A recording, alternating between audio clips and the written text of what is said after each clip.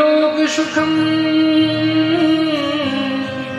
सुरद्रु स्वर्ग संपदम प्रियशति गुरु प्रीतो वैकुंठम योगी दुर्लभम। वैकुंठम योग दुर्लभम चिंतामणि पुष्पम। संसार में दो वस्तु हैं, एक है कल्प वृक्ष और एक है कौस्तुभमणि। कल्प वृक्ष में ऐसी विशेषता है बंधुओं, वास्तविक कल्प वृक्ष एक दो ही स्थानों पर है, बहुत विशेषता है उनकी। कल्प वृक्ष में ऐसा कहा जाता है, आप कल्प वृक्ष से जो भी मांगो कल्प वृक्ष आपको प्रदान कर देगा।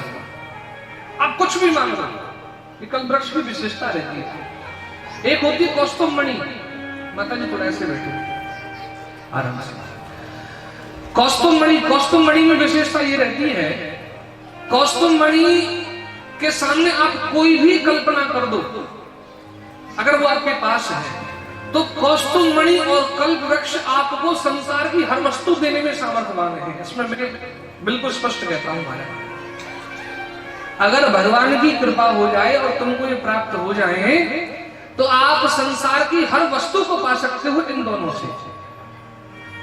लेकिन कल्प वृक्ष और कौस्तुभमणि इन दोनों से ये कह दिया जाए कि हमें भगवान का दर्शन करा दो, तो ये सामर्थ्यता उनमें नहीं है। ये सामर्थ्यता किसमें है? जिसके ऊपर गुरु और गोविंद की पूर्ण कृपा रहती है, या जो सच्चा गुरु का जो प्रिय सेवक है बंधुओं, या कोई विप्र है, संत है, कोई महापुरुष है महाराज, उनकी शरणागत में पहुंचने से भी जीव को भगवत प्राप्ति हो जाती है। उनकी शरण में जाने से भी जीव को भगवत प्राप्ति हो जाती है, क्योंकि गुरु कृपा का उपात्र है बंधु। और पात्र भी केवल वही प्राणी बन सकता है जो जीवन की थाक मिटा करके और भगवान की कथा में समर्पित हो जाए। संसार रूपी थाक को ही तो दूर करती है भगवान की कथा। निष्ठा हो जाए महाराज गुरु कृपा से,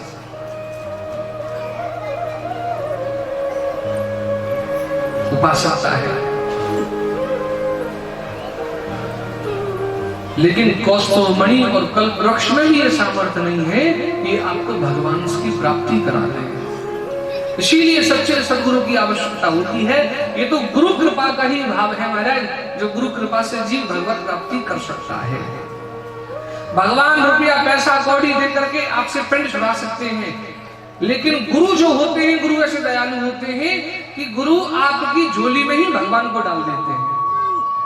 रुपया पैसा कौड़ी आदि नहीं महाराज, भगवान को ही आपकी झोली में दे देते हैं। तो कितने दयालु होते हैं गुरु। इसलिए गुरु को नमन है, गुरु को वंदन है, गुरु को प्रणाम करना चाहिए महाराज। साधक को चाहिए कि अपने गुरु के प्रति समर्पित हो जाए, अपने गुरु के वाक्य का हमेशा सम्मान रखे, अपने गुरु के लिए हमेशा साष्टांग समर्पित हो जाए महाराज।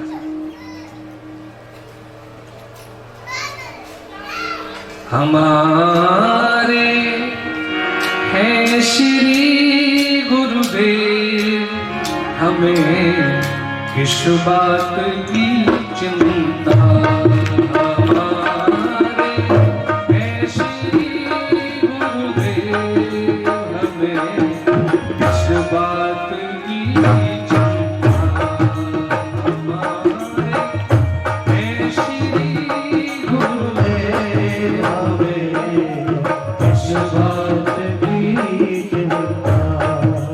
शरण में रख दिया जब से हमें इस बात की चिंता। शरण में रख दिया जब से हमें इस बात की चिंता। हो हमारे हैं श्री गुरुदेव,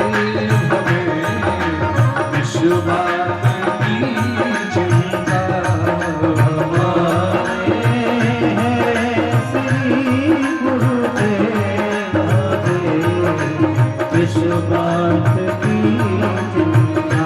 सतगुरुदेव भगवान की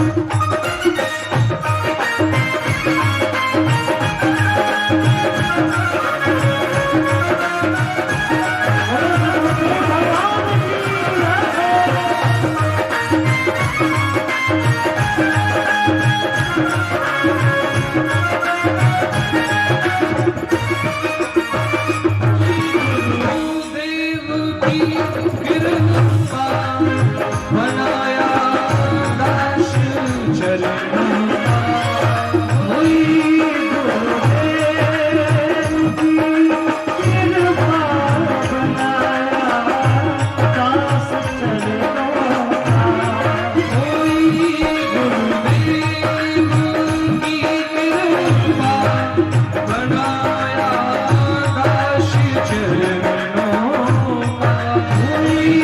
गुरुदेव की कृपा बनाया दास चरणों का।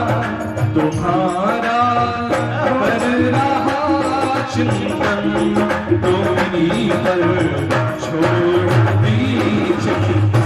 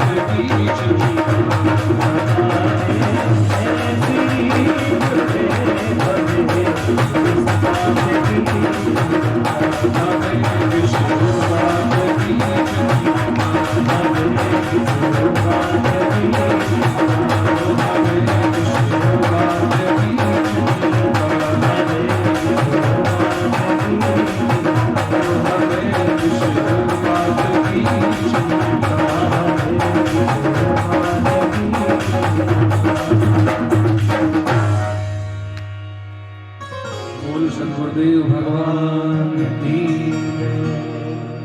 हमारे हैं श्री गुरुदेव, हमें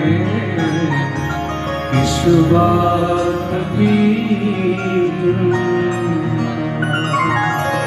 शरणों में रख दिया जब शरण इस बात की।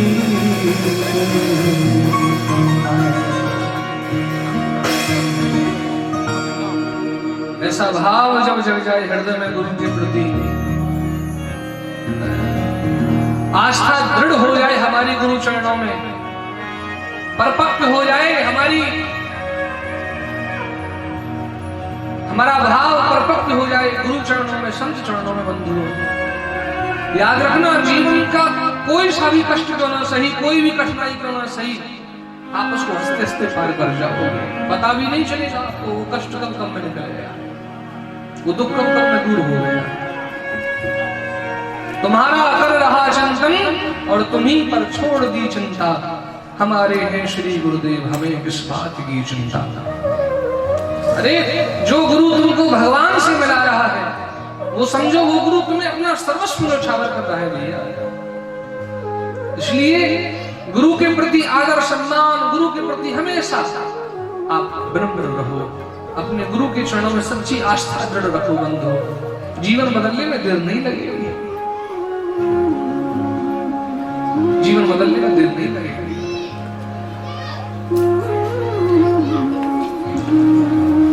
हमें चिंता नहीं उनकी, उन्हें चिंता हमारी है। हमारे प्राणों की रक्षक सुदर्शन चक्रधारी है। क्यों चिंता कर रहे हैं? चिंता चिता समान है, घुन की तरह लग जाती है, मुर्दे को चिता जलाती है पर जिंदे को चिंता खाती है।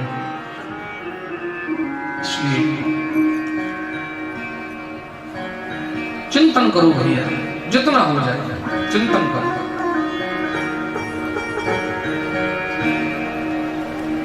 ये चिंतन ही तुम्हारा बेड़ा पार करेगा, याद रखना। लेकिन चिंतन भी भगवान का ही होना चाहिए। संसार का चिंतन मत करना, संसार का चिंतन व्यथा है, बेकार है, व्यर्थ है, उसका कोई महत्व नहीं है। चिंतन करना हो तो बिहारी जी का करना, चिंतन करना हो तो ठाकुर जी का करना भैया, अपने इष्ट का करना, अपने गुरु के द्वारा दिए हुए मंत्र का करना।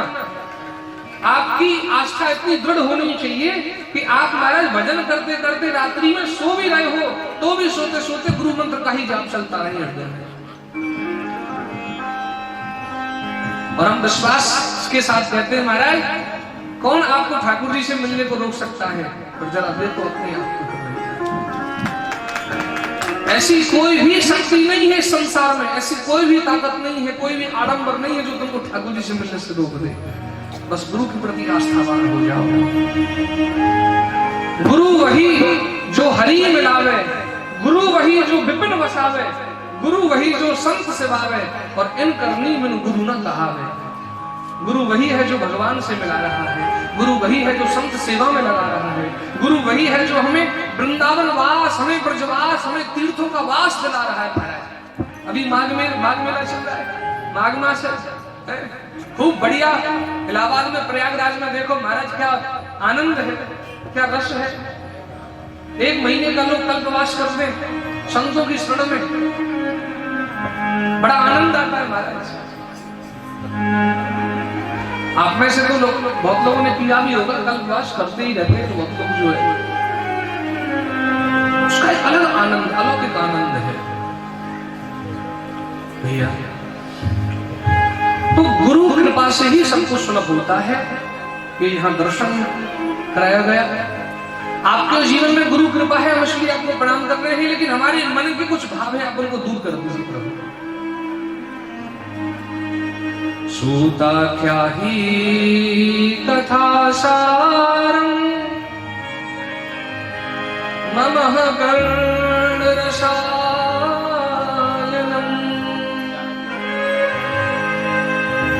समस्त कथाओं का सार आप हमको बता दीजिए, कथाओं का सार क्या है प्रभु?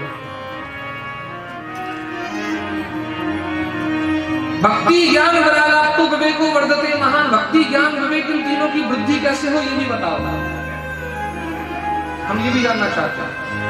एक प्रश्न किया इन्होंने, महाराज संसार में ग्रह कलेश बहुत लगे रहते हैं, कलेशों से छुटकारा कैसे मिले? एक प्रश्न किया, माया मोह का त्याग कैसे करें? और एक प्रश्न किया, प्रभु भगवान को पाने का सबसे उत्तम साधन क्या है? वो उत्तम साधन आप हमको बता दीजिए। उत्तम साधन क्या है? भगवान हमको मिल जाए, भगवान की प्राप्ति हमको हो जाए, उसका उत्तम साधन क्या है? तो भैया एक ही बात यहाँ पर सूत जी महाराज कह रहे हैं, सुनो। सर्व सिद्धांत निष्पन्नम संसारम भयनाशनम। संसार के भय को नष्ट करने वाली कथा हम आपको सुना रहे हैं भैया। और संसार में सबसे बड़ा भय का ही चीज को नहीं जानो। संसार में सबसे बड़ा भय, सबसे बड़ा डर अगर दाऊ वस्तु को है तो वो मौत को भय। हम मरना चाहते, हम मरना चाहते।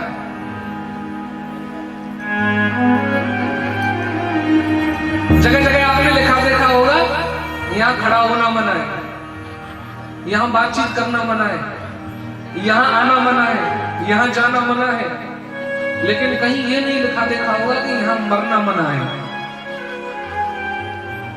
अगर ऐसी कोई जगह बन जाए तो दुनिया के लोग सब वहीं भागे मारे। मरना कौन चाहता है संसार में? है कोई ऐसा जो मरना चाहता है? लोग कह देते हैं वैसे, ए ठाकुर जी हमें उठा ले। कई बार व्यक्ति जब दुखी हो जाता है तो दुखी अवस्था में वो भगवान को बड़ा, भगवान अब तो उठा ले, अब ना देखो जा रहे सब। और वास्तव में अगर यमदूत आ जाए, यमराज आ जाए तो कहेंगे भैया तू जा रहा है कि ना जा रहा है, यहाँ पे और रह लेंगे। एक ऐसी कोई मैया थी, बेचारी काम काज कर रही थी, लगी हुई थी घर के काम में। एक कोई पोटरी थी, बहुत भारी थी, अब उसको उठाया नहीं जा रहा था। घर में बहू काम नहीं करती, बड़ी बेकार बहू, निखालस बिल्कुल ही, समझो पूछो ही मत बस, ऐसी बहू महाराज। अब परेशान रह जाए। अब एक अवस्था भी होती है काम करने की महाराज व्यक्ति की। अब 80 साल की मैया कब तक काम करे? अब परेशान है कि दुखी रह गई, हे यमराज मोए उठा ले, हम मुंह पे नाएंगे सब जीरो जाए। बहुत दुखी बेचारी। यमराज वहीं से जा रहा था। अब यमराज ने ऐसी सुना, भैया हमको किसने याद किया? पहली बार कोई हमको याद कर रहा है, नहीं तो लोग डरते। सो यमराज पहुंच गए। कहो मैया कैसे याद किया? और मैया ने दे दी। मैया बोली भैया तुम कौन? बोले हम है यम, यम है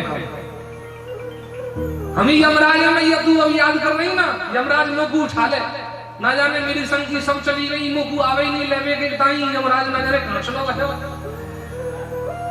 अब जैसी मैया ने सुनी कि ये तो सचमुच में ही आवो, मैया बोली मैं तो यहाँ मारे बुलाई रही, मोए ना उठावे, एक काम कर दे या पोटरी उठा के यहाँ रख दे। बोलो राधे राधे, मोए तो रहते या पोटरी उठा के ले जाओ यहाँ रख दे। वास्तव बात तो यही है भैया, मरना कोई चाहता ही नहीं संसार में, कौन चाहता है मरना? लेकिन संसार का सबसे बड़ा भय और सबसे बड़ा सच मृत्यु है बंधु। जातस्य ही ध्रुव मृत्यु ध्रुव जन्म मृतस्य चः, जिसने जन्म लिया है इस दुनिया में संसार में उसकी मृत्यु निश्चित है। समय स्थान कारण ये तीन चीजें मैंने आपको बताई थी पहले, ये निश्चित है। और भागवत कैसा ग्रंथ है बंधु? भागवत वो ग्रंथ है जो हमारी मृत्यु को भी मंगलमय बना देता है, मृत्यु को भी सुखद और सुंदर बना देता है। भागवत वो ग्रंथ है। भागवत क्या है? जो मृत्यु को मंगलमय बना दे। रामायण जीव को जीना सिखाती है, रामचरितमानस।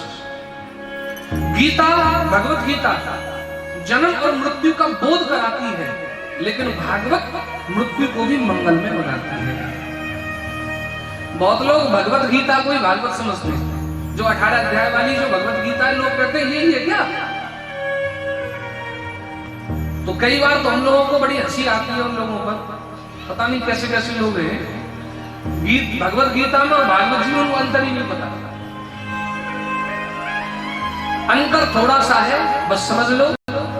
भगवत गीता वो है जो भगवान ने कही है, अर्जुन को जो सुनाई है, वो भगवत गीता 18 अध्याय वाली है। लेकिन भागवत महापुराण है, इसमें क्या है जो भगवान ने किया है, ये उसमें वर्णन है जो 335 अध्यायों में है, 18 अध्याय में नहीं, 18,000 श्लोकों में है, वो है भागवत। इसलिए बंधु, भगवत गीता वो है जो भगवान ने कही है, और भागवत वो है जो भगवान ने किया है अपने जीवन में, वो भागवत है। भगवान के भक्तों के चरित्र, भगवान ने जिन पर अपनी कृपा करी है, वो भागवत है। इसलिए आज के बाद कभी ये बात किसी से मत कहना कि भैया यही भगवत गीता है। नहीं, भगवत गीता अलग है, भागवत अलग है।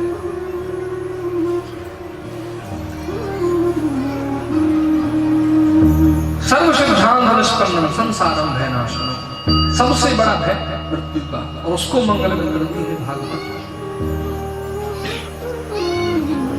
जन्मांतरे भवेत् पुण्यम तदा भागवतम लभेत। जब जन्म जन्मांतरों का हमारे पुण्यों का उदय होता है, तब जाकर के भागवत हमको प्राप्त होती है बंधु। भाग्योदयेन बहुजन्म समर्जितेन सत्संगमं चलति पुरुषो यदा वै, तब भागवत मिलती है जब भाग्यों का उदय होता है। और उसमें भी हम लोग तो भी बहुत अच्छे हैं, हम पृथ्वी वाले, हम मृत्यु लोक वाले तो भी बहुत बढ़िया है, जो भगवान की कथा बैठ के आराम से सुन पा रहे हैं। जिन देवताओं का आप दिन रात चिंतन करते हो, उन देवताओं के उस देवलोक में कभी ऐसी कथा नहीं होती। उन देवताओं का आह्वान इस पृथ्वी लोक पर किया जाता है कि आप आओ, इस कथा की शोभा बढ़ाओ।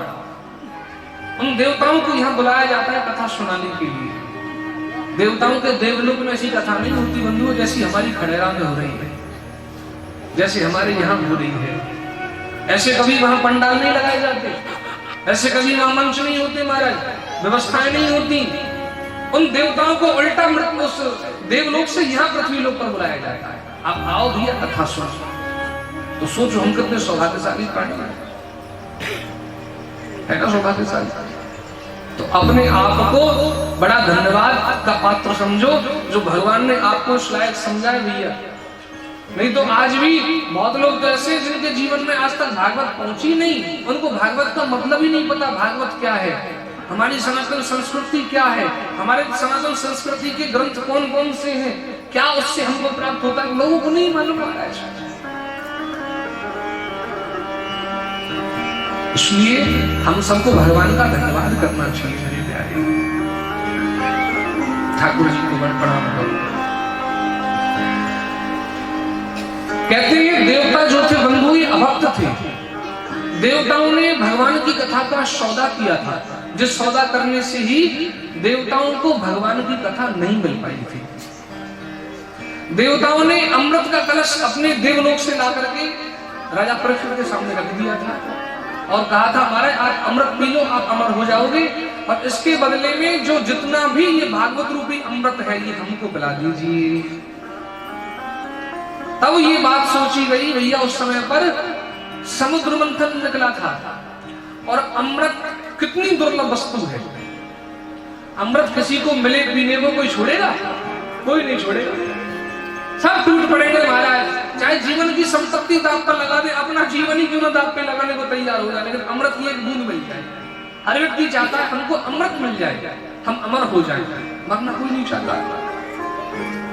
लेकिन उस अमृत के भरे कलश को भी भागवत कथा के लिए ठुकरा दिया गया।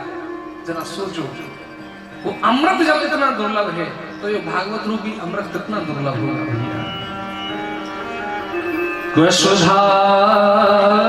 कथालोके महान ब्रह्मरात्रो विचारी तदा देवताओं तुम इस कथा के लायक नहीं हो, तुम्हारा अमृत एक कांच के टुकड़े के बराबर है और भागवत रूपी अमृत लाखों की मणि के बराबर है।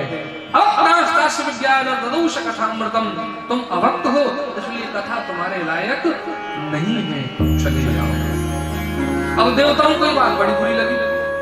देवताओं ने जाके ये बात ब्रह्मा जी को कही। ब्रह्मा जी को भी अजीब लगा। बोले संसार के व्यक्ति ने अमृत के कलश को ठुकरा दिया। बोले हाँ, तो कैसे परीक्षा करें? सोई ब्रह्मा जी ने धर्मतुला उठाई। धर्मतुला उठा करके एक पड़ले में तराजू में, उस धर्मतुला में एक पड़ले में तो भागवत जी को रख लिया और एक पड़ले में अमृत के कलश को रखा, और जितने भी और शास्त्र और थे ब्रह्मा जी के पास में सब रख लिया। अब जैसे ही ब्रह्मा जी ने उठा के देखा तो क्या देख रहे हैं? लघुनन्यानि जातानि गौरवेण इदं महत् तदा ऋषिगणा सर्वे विस्मयं परमं ययुः। जैसे ही धर्मतुला उठा के देखी है बंधुओं तो भागवत जी का पड़ला ही भारी हो गया है। बोल भागवत महापुराण की जय। ये आश्चर्य सब देवताओं ने देखा बंधुओं वहां देवलोक में। ये बिल्कुल सत्य बात है। सब देवता देखने लगे। अब ब्रह्मा जी क्या कह रहे हैं? ब्रह्मा जी कह रहे हैं देवताओं तुमने आज सौदा किसी पुस्तक का नहीं किया। भागवत को तुम अगर पुस्तक समझो तो भागवत पुस्तक नहीं है। भागवत क्या है? भागवत साक्षात भगवान का ही स्वरूप है और भगवान को कभी पैसे से नहीं खरीदा जा सकता भैया। बिकने वाले और हैं, जाकर खरीद लो, क्योंकि सांवरा कीमत से नहीं सांवरा किस्मत से मिलता है। किस्मत वालों को मिलता है, गाते हो? तो ये भी किस्मत वालों को ही मिलता है, हर किसी को नहीं मिलता। आप ये कहो माथे पे चंदन पोत ले, हाथ में माला झोली ले ले, गले में तुलसी माला पहन ले तो मिल जाए शायद ठाकुर जी ना। बगला भगत नहीं बनना है, हमको सच्चा भक्त बनना है ठाकुर जी का, सच्चा सेवक बनना है ठाकुर जी का। जो भी काम आपको कठिन लगे भगवान के ऊपर छोड़ दो और पूर्ण विश्वास रखो कि बिहारी जी करेंगे, ठाकुर जी करेंगे। फिर देखो महाराज, तेरे हवाले मेरी गाड़ी, तू जाने तेरा काम जाने। ये कहूं तो सही मेरे भैया, ऐसा भाव लाओ तो सही, तभी तो बिहारी जी कृपा करे। तो ये वैष्णवता की पहचान है। भागवत हमको वैष्णवता प्रदान करती है और वैष्णवता ही हमको देवत्वता की प्राप्ति कराती है। भागवत पुस्तक नहीं, कोई पोथी नहीं, कोई किताब नहीं, साक्षात भगवान का ही स्वरूप है, भगवान का स्वरूप।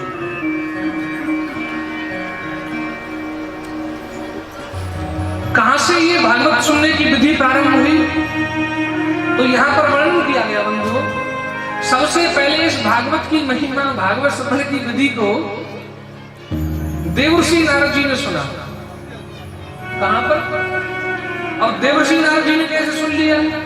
क्योंकि देवर्षि नारद जी के लिए तो ऐसी कथा आती है कि देवर्षि नारद जी जितनी देर एक गाय का दूध काढ़ा जाता है, गाय के दूध काढ़ने काल तक भी देवर्षि नारद जी को श्राप ऐसा लगा था, वो एक जगह पर टिक नहीं सकते थे, क्योंकि इन्होंने कई घरों में कलह करा दिया महाराज। तो कहा कि भाई तुम ज्यादा देर टिकोगे नहीं, तुम अपना इधर से उधर घूमते रहो। तो यहाँ प्रश्न ऐसा हो गया महाराज, ऐसे नारद जी महाराज ने 7 दिन तक एक जगह पर बैठकर इस कथा को कैसे सुन लिया? लोक विग्रह मत्स्य नारद शास्त्र प्रीति संयोग कृपा करके आप हमको ये बात बताइए। तब यहाँ पर एक कथा प्रारंभ करिए। एकदा हि विशालायां चत्वार ऋषियो मला सत्संगयार्थ क्षमायां दद्रशुं तद्रुनारदम्। एक बार की बात रही बंधुओं, ब्रह्मा जी के जो मानसिक पुत्र हैं, सनक, सनंदन, सनातन, सनत कुमार, जिनको हम सनकादि मुनि कहते हैं, 4 पुत्र थे। ये चारों के चारों एक बार बद्री का आश्रम आए हुए थे सत्संग करने के लिए। बद्री का आश्रम जैसे ही सत्संग करते करते घूम रहे थे, तो इन्होंने क्या देखा? सामने से नारद जी आ रहे हैं, और नारद जी को देख करके चारों भाई बड़े प्रसन्न हो गए, क्योंकि ऐसी नारद जी की महिमा रही है शास्त्रों में। ऐसा कहा गया है बंधुओं, जिसने अपने जीवन में नारद जी का दर्शन किया उसको भगवान का दर्शन करने को मिल गया। ध्रुव जी ने किया, कयाधु ने किया, बेटा प्रहलाद, भगवान मिल गए उनको, भगवत प्राप्ति हो गई हमारे। आप किसी का भी दृष्टांत उठाकर देखो, भगवान जब कृपा करते हैं बंधुओं, तो अपनी कृपा से पूर्व मेरे ठाकुर जी भक्त के जीवन में संतों को भेजते हैं, महापुरुषों को भेजते हैं। तो उससे हमको विश्वास हो जाना चाहिए, अब मोहि भा भरोस हनुमंता बिनु हरि कृपा मिले नहीं संता। जब बिना हरि कृपा के संत नहीं मिल सकते, तो बिना संत कृपा के भगवंत कैसे मिल सकता है? आज मानो मेरे जीवन में ऐसी कृपा हो रही है, नारद जी हमको देखने को मिल रहे हैं, तो समझो आज भगवान की कृपा हो रही है, भगवान का दर्शन हमको करने को मिलेगा। लेकिन नारद जी खुद उदास है। ऐसे सत्संग कीर्तन गाने वाले नारद जी खुद उदास है। नारद जी को उदास देख करके चारों भाइयों ने प्रश्न कर दिया है यहाँ पर, कथं ब्रह्मन् दीन मुखा कुतश्चिन्ता दुरो भवान् त्वरितं गम्यति पुत्र कुतश्चागमनं तवः। ओ ब्रह्मन् कथं दीन मुखा, क्यों दुखी हो? भैया आप जैसा संत भी अगर दुखी रहेगा तो फिर सुखी कौन है?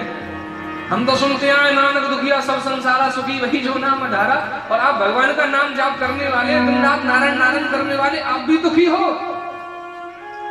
अगर संत कभी दुखी देखने को मिल जाए भैया, संत अगर दुखी है, कष्ट में है, तो उसके दुख का कारण केवल एक है, बोले क्या?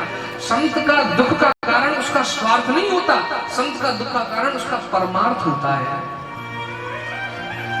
जीवन में परमार्थ करते रहना ही संत का स्वरूप है।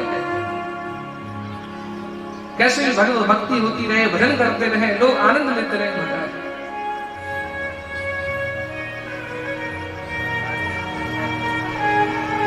संत का केवल एक ही भाव ही रहता है,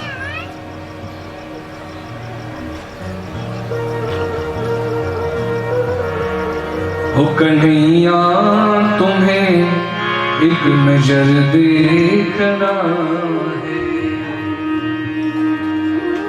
जिधर तुम छिपे हो उधर देखना है, जिधर तुम छिपे हो उधर देखना है, कन्हैया तुम्हें एक नजर देखना है,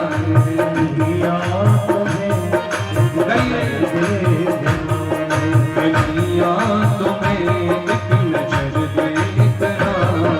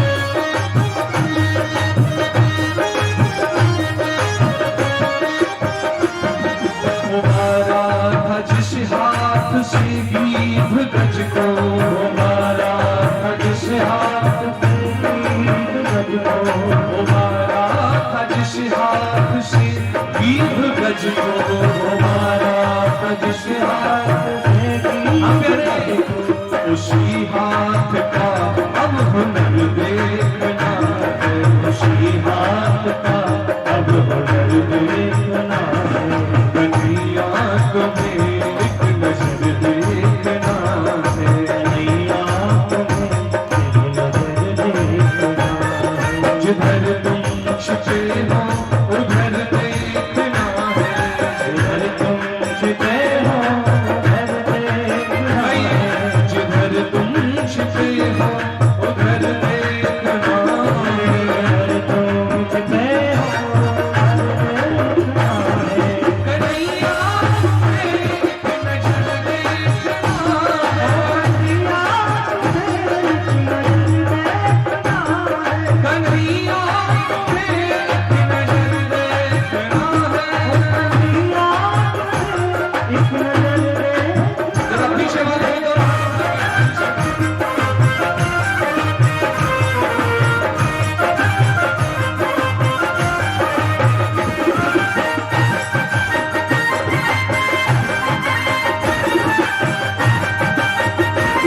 बोले श्याम जाने की।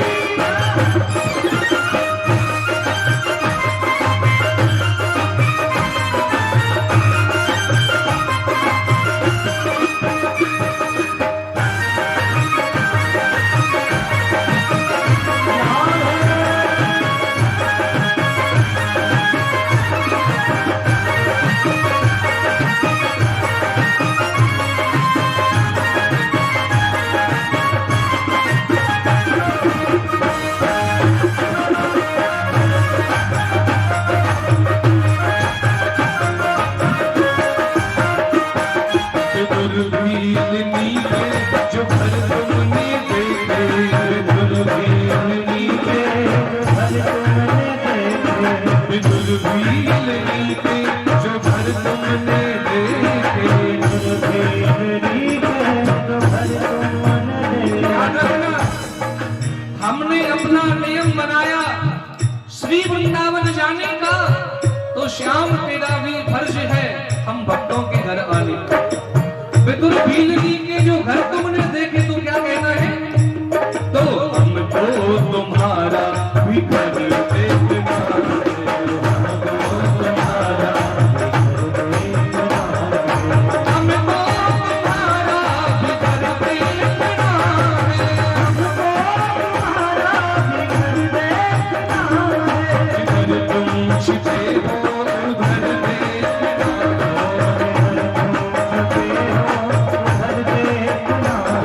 जिधर तुम छिपे हो उधर देखना है।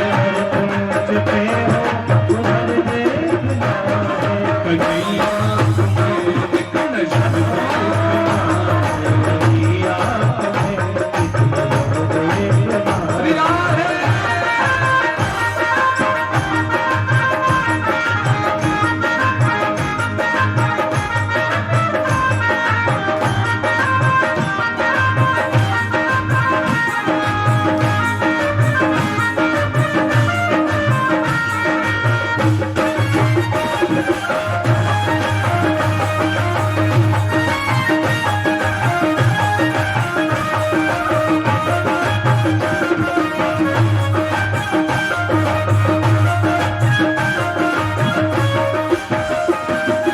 अगर तुम हो दीनों की आहों के आशिक, अगर तुम हो दीनों की आहों के आशिक, अगर तुम हो दीनों की आहों के आशिक, अगर तुम हो दीनों की आहों के आशिक, तो आहों को अपना आशिक देखना, आहों को अपना आशिक देखना, तो आहों को अपना आशिक देखना, आहों को अपना आशिक देखना। जिधर तुम छिपे हो